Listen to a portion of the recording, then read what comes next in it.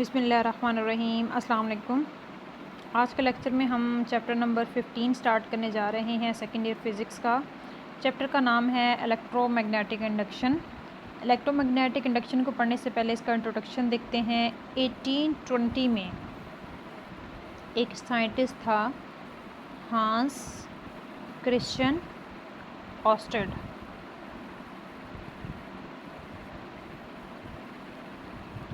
इसने एलेबोरेट किया था कि इलेक्ट्रिक इफ़ेक्ट की वजह से मैग्नेटिक इफ़ेक्ट प्रोड्यूस होता है। सबसे पहले हांस ऑस्टेड ने ऑब्ज़र्व किया कि इलेक्ट्रिक इफ़ेक्ट की वजह से मैग्नेटिक इफ़ेक्ट प्रोड्यूस होता है। सिंपल वर्डिंग में देखें कि एक वायर है जिसमें से करंट आई फ्लो कर रहा है। करंट आई क्या है? एक इलेक्ट्रिक इफ़ेक्ट है। अब इस वायर में से जिसमें से करंट फ्लो कर रहा है उसके अराउंड एक फ़ील्ड जनरेट हो जाती है। उस फील्ड को हम मैग्नेटिक फील्ड का नाम देते हैं। और अब यहाँ पे देखें कि करंट क्या है? एक इलेक्ट्रिक इफ़ेक्ट है। इस इलेक्ट्रिक इफ़ेक्ट की वजह से एक मैग्नेटिक इफ़ेक्ट प्रोड्यूस हुआ है। ठीक है, ये जो इलेक्ट्रिक इफ़ेक्ट से मैग्नेटिक इफ़ेक्ट प्रोड्यूस होने का कॉन्सेप्ट है, ये हमें बताया था किसने? हांस ऑस्टेड ने 1820 में। पहली बात ये होगी। अब सेकंड पॉइंट देखें। इसके बाद क्या हुआ कि बहुत सारे साइंटिस्ट थे, वो ट्राई कर रहे थे फाइंड करने की कि इसका कोई ऑपोजिट इफ़ेक्ट भी हो सकता है। मीन के देखें, अगर इलेक्ट्रिक की वजह से मैग्नेटिक इफ़ेक्ट प्रोड्यूस हो सकता है तो मैग्नेटिक की वजह से भी इलेक्ट्रिक इफ़ेक्ट प्रोड्यूस होना चाहिए। ठीक है, ट्राई कर रहे थे। ट्राई करने के बाद फिर 1831 में दो साइंटिस्ट ने at the same time observe किया। एक साइंटिस्ट का नाम है जोसेफ हेनरी, दूसरा है माइकल फैराडे। ठीक है, जोसेफ हेनरी ने यूएसए में और माइकल फैराडे ने कहाँ पे? इंग्लैंड में। सेम टाइम पे एक इफ़ेक्ट ऑब्ज़र्व किया। वो क्या था कि मैग्नेटिक इफ़ेक्ट की वजह से भी इलेक्ट्रिक इफ़ेक्ट प्रोड्यूस किया जा सकता है। ठीक है, एट द सेम टाइम दोनों ने ऑब्ज़र्व किया। किस सन में? 1831 के अंदर। ठीक है, दो बातें हो गई। अब ये जो मैग्नेटिक इफ़ेक्ट से इलेक्ट्रिक इफ़ेक्ट कैसे प्रोड्यूस होता है, इसका कॉन्सेप्ट हम आज के लेक्चर में देखेंगे। हमने डिटेल में इसके एक्सपेरिमेंट पढ़ने हैं, तो ये चीज़ आप लोगों को क्लियर हो जाएगी। इलेक्ट्रोमैग्नेटिक इंडक्शन होता क्या है? If the magnetic field through a circuit changes, an EMF and a current are induced in the circuit, this phenomena is called electromagnetic induction. Magnetic field अगर चेंज हो रही है तब क्या होगा? EMF और करंट इंड्यूस्ड हो जाएगा सर्किट के अंदर। इसी फिनोमेना को इलेक्ट्रोमैग्नेटिक इंडक्शन कहते हैं। ठीक है, मैग्नेटिक फील्ड के चेंज होने से EMF और करंट प्रोड्यूस हो जाएगा सर्किट के अंदर। इसी फिनोमेना को इलेक्ट्रोमैग्नेटिक इंडक्शन कहते हैं। ठीक है, एप्लीकेशंस इसकी क्या क्या हैं? This phenomena is used in a power generating system. Transformer also uses this principle to produce EMFs. Credit ATM card also use this principle. ATM का एब्रिविएशन होता है automatic teller machine. Any appliances, refrigerator, computers, etc. that you plug into a wall socket uses a induced EMF. ये जो सारी applications हैं, इनके अंदर यही इफ़ेक्ट यूज़ होता है मैग्नेटिक फील्ड से इलेक्ट्रिक इफ़ेक्ट प्रोड्यूस करने का। ठीक है, अब ये कैसे होता है ये हम आगे एक्सपेरिमेंट में देख लेते हैं। इंड्यूस्ड EMF और इंड्यूस्ड सर्किट होता क्या है? If a conductor moves through a magnetic field then the due to change of the magnetic field.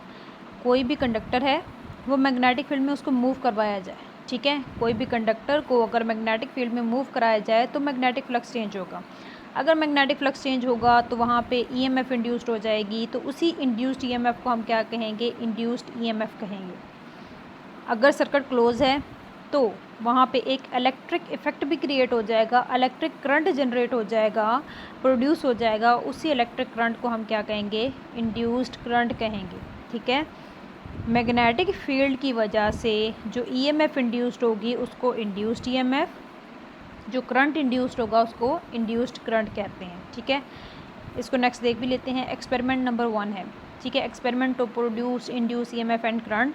सबसे पहले एक्सपेरिमेंट नंबर 1 में देखें, induction due to the motion of the loop. हम loop को मूव करवाते हुए हमने इंडक्शन करानी है, हमने प्रोड्यूस करानी है ईएमएफ और करंट को, ठीक है। पहले इसको पढ़ लेते हैं। Consider straight piece of the wire of length L placed in a magnetic field of a permanent magnet. The wire is connected with a sensitive galvanometer, so it is formed to a closed loop without battery. Induced current क्या है? When we move the loop from left to right, a current flow in the loop. The current stops when the loop stops to move. Now if we move to opposite direction, current is also reversed its direction. This is indicated by the deflection of the galvanometer in opposite direction. अब ये सारा कुछ क्या बता रहे हैं इस diagram के ज़रिए समझें आप लोग। अब ये क्या है, एक लूप है, ठीक है। इस लूप के साथ कोई बैटरी कनेक्टेड नहीं है, सिर्फ एक गैल्वानोमीटर कनेक्टेड है, ठीक है। अगर इस लूप में करंट इंड्यूस्ड हुआ तो हमें इस गैल्वानोमीटर की नीडल शो कर देगी। अगर नीडल की मूवमेंट हुई ओरिजिनल पोजीशन से हट के इर्द गिर्द अगर इसने मूव किया तो इसका मतलब ये होगा कि लूप के अंदर करंट इंड्यूस्ड हो चुका है, ठीक है। अब मैग्नेटिक फील्ड कहाँ है? North south pole. हमने परमानेंट मैग्नेट यूज़ किया है।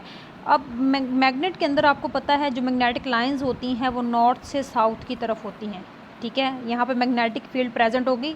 अब पहली बात ये कि मैग्नेटिक फील्ड का आपको पता होना चाहिए कि साउथ और जो नॉर्थ होता है ना उसके दरमियान में फील्ड प्रेजेंट होती है और फील्ड लाइंस की डायरेक्शन जो होती है वो नॉर्थ से साउथ की तरफ होती है, ठीक है।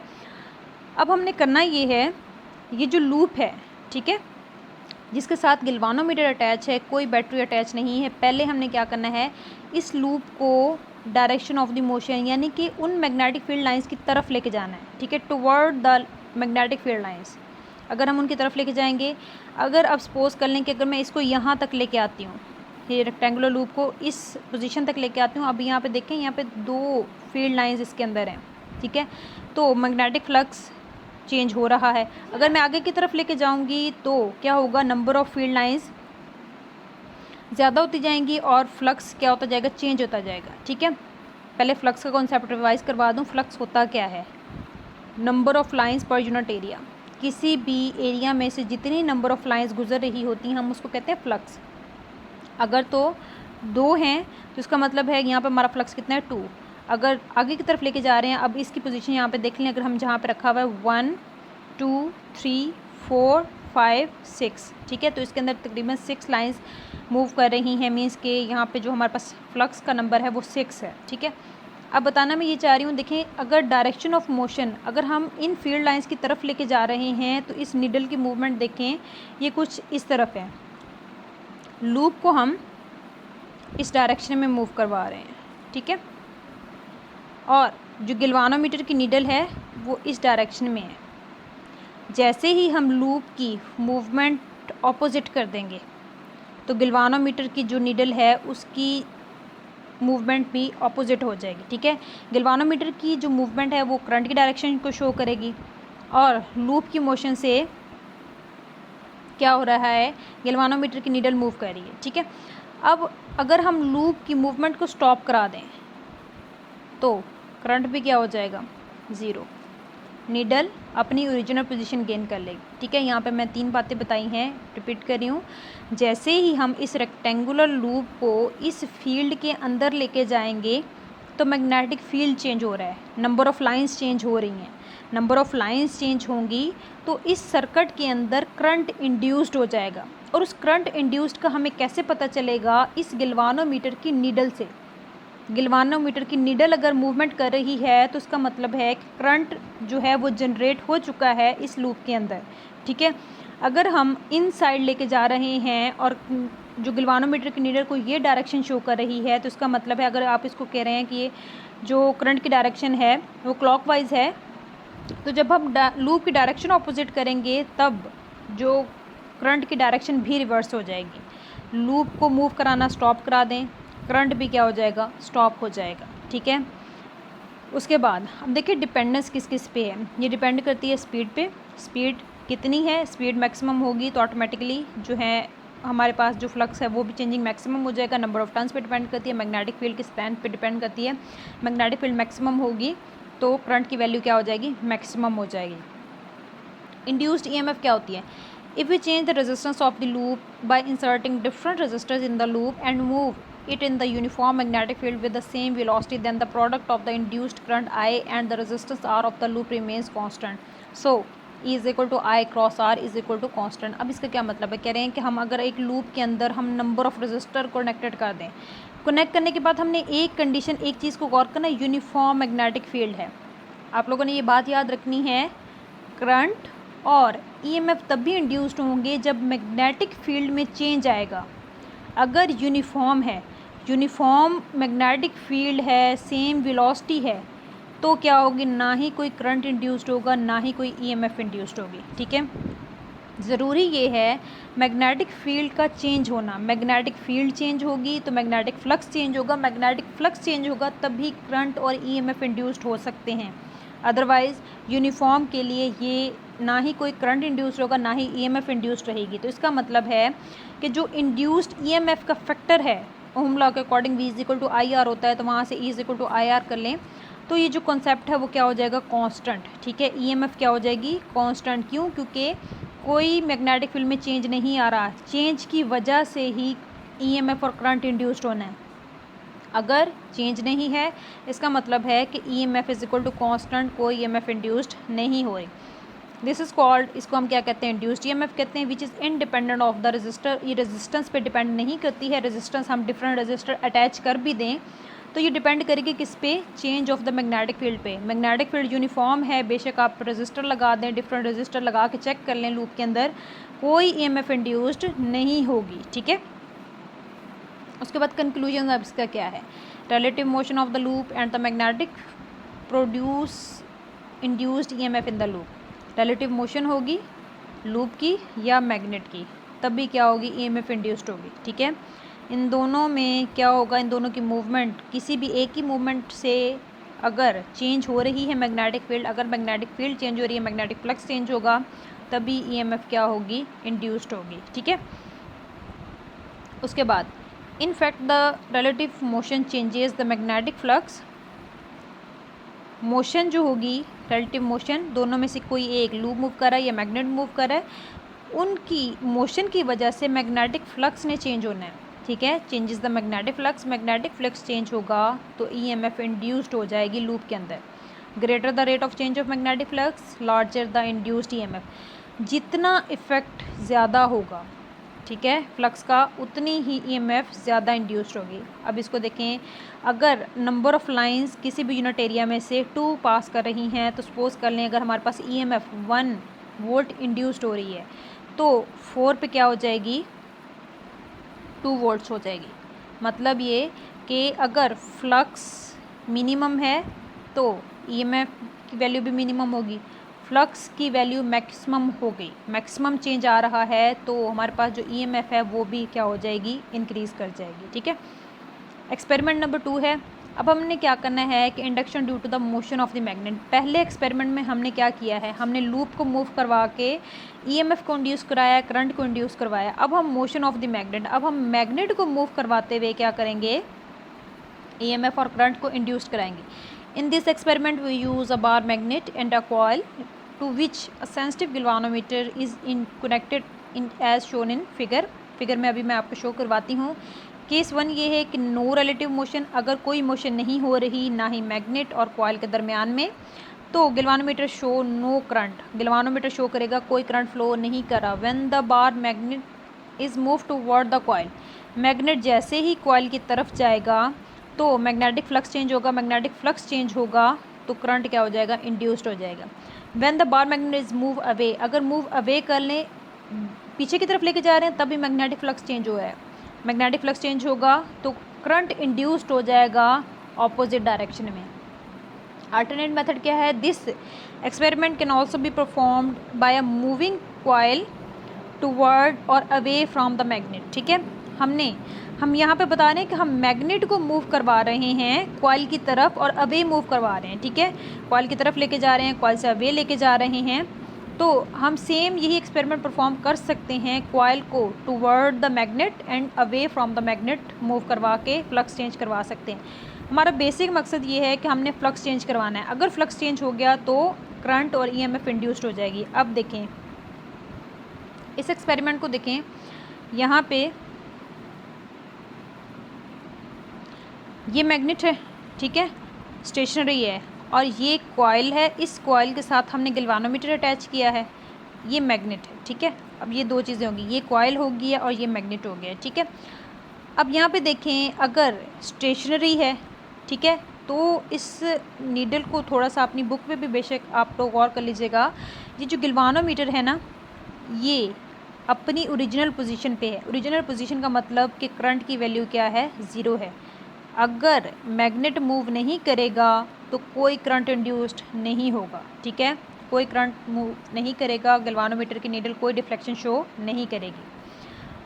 अब हम क्या करें, हम वी वेलोसिटी के साथ इस मैग्नेट को टूवर्ड द कॉइल लेके जा रहे हैं, कॉइल की तरफ लेके जा रहे हैं। कॉइल की तरफ लेके जाएंगे तो यहाँ पे थोड़ा गौर करें कि गैल्वानोमीटर की नीडल जो है वो डिफ्लेक्शन शो कर रही है, वो कुछ इस डायरेक्शन में डिफ्लेक्ट हो गई है। इसका क्या मतलब है कि करंट इंड्यूस्ड हो गया है, ठीक है, फ्लक्स चेंज हो रहा है।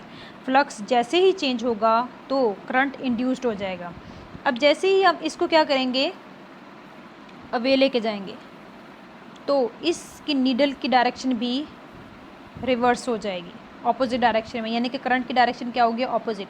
अगर हम उसकी तरफ लेके जा रहे हैं तो करंट अगर क्लॉकवाइज है, करंट अवे लेके जाएंगे तो करंट की डायरेक्शन क्या हो जाएगी, एंटी क्लॉकवाइज, ठीक है। नेक्स्ट एक्सपेरिमेंट देखें, induction due to a changing the area of the coil. Coil का एरिया भी चेंज करके हम ईएमएफ और करंट को इंड्यूस करा सकते हैं। In this experiment we can produce the induced current by the changing the area of the coil in a uniform magnetic field as shown in figure when the coil is being distorted as so to reduce its area and EMF and hence current appears, ठीक है। The induced current disappear when there will be a no change in the area.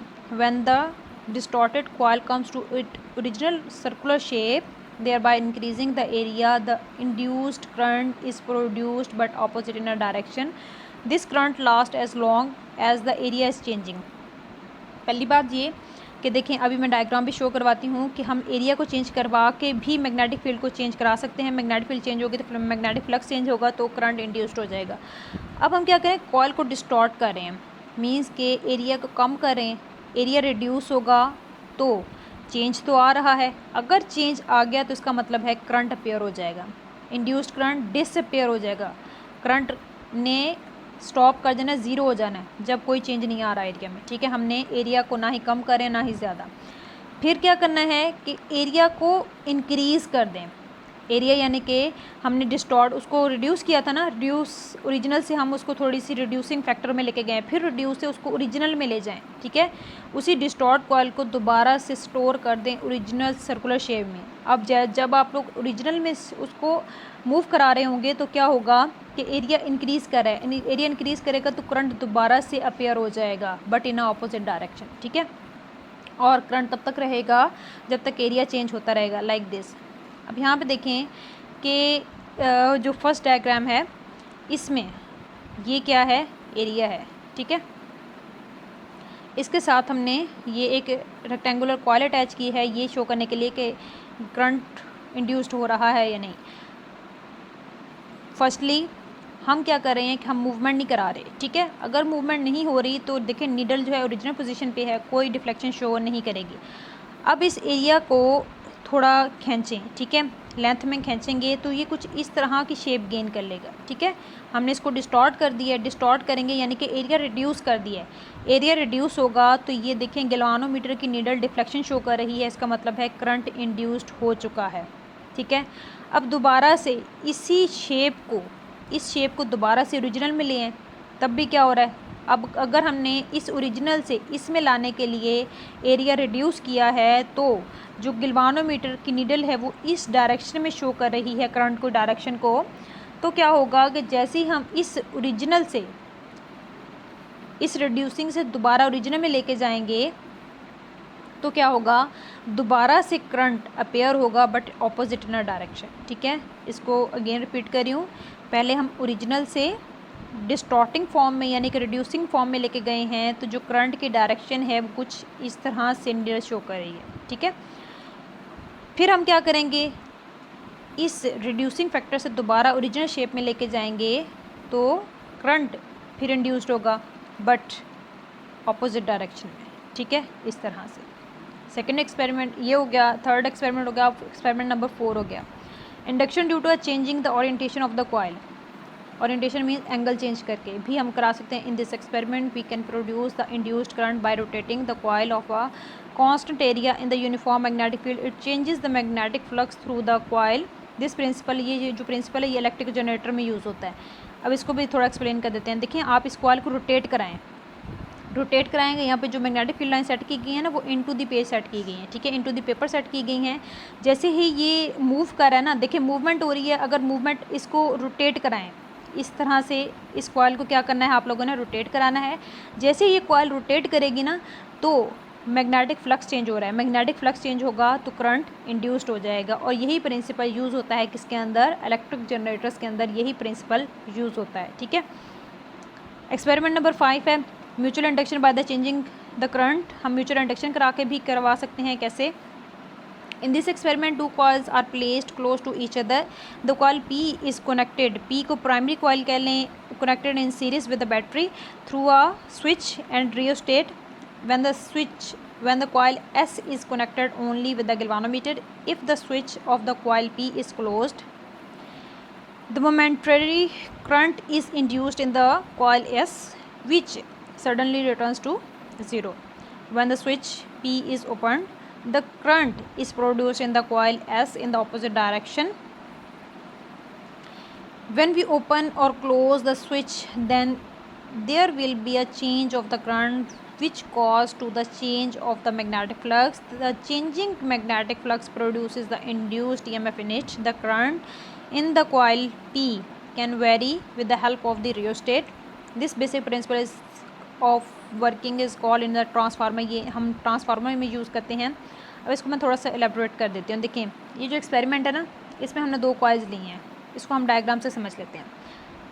Primary coil है, secondary coil है। ठीक है, primary coil के साथ एक battery attach की गई है, एक स्विच अटैच किया गया, एक रियोस्टेट अटैच किया गया है। सेकेंडरी कॉइल के साथ सिर्फ गैल्वानोमीटर अटैच किया गया। हम करने ये जा रहे हैं, हम इस कॉइल के म्यूचुअल इंडक्शन है ना, मतलब कि हम इसकी वजह से इसमें करंट इंड्यूस्ड कराने जा रहे हैं, प्रोड्यूस कराने जा रहे हैं। ठीक है, तो अब देखें कि जैसे ही ये स्विच एस क्लोज़ करेंगे, ये स्विच प्राइमरी कॉइल का क्लोज़ किया है तो ऑटोमेटिकली इसमें करंट फ्लो करना स्टार्ट कर देगा। करंट फ्लो करेगा तो इस करंट के जहाँ अराउंड अगर करंट फ्लो कर रहा है तो यहाँ पे क्या होगा, मैग्नेटिक इफेक्ट जनरेट हो जाएगा। इसके अराउंड मैग्नेटिक इफेक्ट जनरेट होगा, उसी इफेक्ट के अंदर हमने दूसरी कॉइल प्लेस की हुई है। ठीक है, अब इसके मैग्नेटिक इफेक्ट में हमने क्या किया, ये कॉइल प्लेस की हुई है, जो इसकी मैग्नेटिक फील्ड लाइंस होगी वो कुछ इस तरह से मूव करेंगी। तो क्या होगा कि जैसे ही इस में magnetic field lines, magnetic flux change होगा तो ये जो नीडल है ये मूव करेगी। इनिशियली कोई करंट फ्लो नहीं कर रहा, स्विच ओपन है तो कोई करंट फ्लो नहीं कर रहा। सेकेंडरी में भी जो कॉइल है उसमें कोई करंट फ्लो नहीं कर रहा और जो गैल्वानोमीटर है वो ओरिजिनल पोजीशन को शो कर रही है। अब जैसे ही हमने स्विच क्लोज़ किया है, ओके, अब इसको देखें कि इनिशियली स्विच ओपन है, कोई करंट इंड्यूस्ड नहीं हो रहा। जैसे ही हमने स्विच को क्लोज़ किया है तो इस में करंट फ्लो करेगा प्राइमरी में, तो उसकी जो मैग्नेटिक इफेक्ट जनरेट होगा, मैग्नेटिक फील्ड लाइंस की हमने इफेक्ट के अंदर ही जहाँ पे मैग्नेटिक फील्ड लाइंस प्रोड्यूस हो रही है, मैग्नेटिक फील्ड लाइंस एग्जिस्ट कर रही हैं प्राइमरी की, उसी रीजन के अंदर हमने सेकेंडरी को प्लेस किया है। तो सेकेंडरी में नंबर ऑफ़ अगर फील्ड लाइंस जा रही हैं तो क्या होगा कि वहाँ पे फ्लक्स चेंज हो रहा है, फ्लक्स चेंज होगा तो करंट इंड्यूस्ड हो जाएगा, जो कि हमें इस गैल्वानोमीटर के नीडल से शो हो जाएगा। ठीक है, तो ये जो इफेक्ट है ये ट्रांसफार्मर में यूज़ किया जाता है। Induction due to okay, experiment number 6 देखें, इंडक्शन ड्यू टू इलेक्ट्रोमैग्नेट। अब हम इलेक्ट्रोमैग्नेट को यूज़ करते हुए हमने इंडक्शन करवानी है। It is possible to link the changing magnetic field with the coil by using electromagnet instead of permanent magnet. अब यहाँ पे 2 मैग्नेट का जिक्र हुआ है, इलेक्ट्रोमैग्नेट एंड परमानेंट मैग्नेट। हम इलेक्ट्रोमैग्नेट को प्रेफर करते हैं as compare to permanent magnet. किस लिए? क्योंकि जो परमानेंट मैग्नेट होता है इसमें लॉन्ग टाइम के लिए मैग्नेटिक फील्ड जनरेट हो जाती है, जो इलेक्ट्रोमैग्नेट होता है इसमें शॉर्ट टाइम के लिए मैग्नेटिक फील्ड जनरेट हो जाती है। हमारे लिए बेस्ट ये है कि हमने मैग्नेटिक फ्लक्स चेंज करवाना होता है, तो इस वजह से इलेक्ट्रोमैग्नेट को यूज़ करते हैं। Let the coil is placed is in the magnetic field of the electromagnet. हम मैग्नेटिक फील्ड यूज़ करते हैं इलेक्ट्रोमैग्नेट के। Both the coils and the electromagnet are stationary. अगर स्टेशनरी होंगे तो कोई करंट इंड्यूस नहीं होगा, कोई ईएमएफ इंड्यूस नहीं होगी। The magnetic flux through the coil is changed by the changing the current of the electromagnet. Magnetic flux को हम चेंज करा सकते हैं अगर हम इलेक्ट्रोमैग्नेट का करंट चेंज करवा दें, तभी क्या हो जाएगा, करंट इंड्यूस्ड हो जाएगा इन द कॉइल में। अब इसको हम देख भी लेते हैं। देखिए कि अब ये क्या है, ये एक इलेक्ट्रोमैग्नेट है, ठीक है, ये सारा इलेक्ट्रोमैग्नेट है। इस इलेक्ट्रोमैग्नेट को हमने क्या किया है, वाउंड किया है एक वायर के साथ, जो कि एक्सटर्नल एक बैटरी के साथ कनेक्टेड है।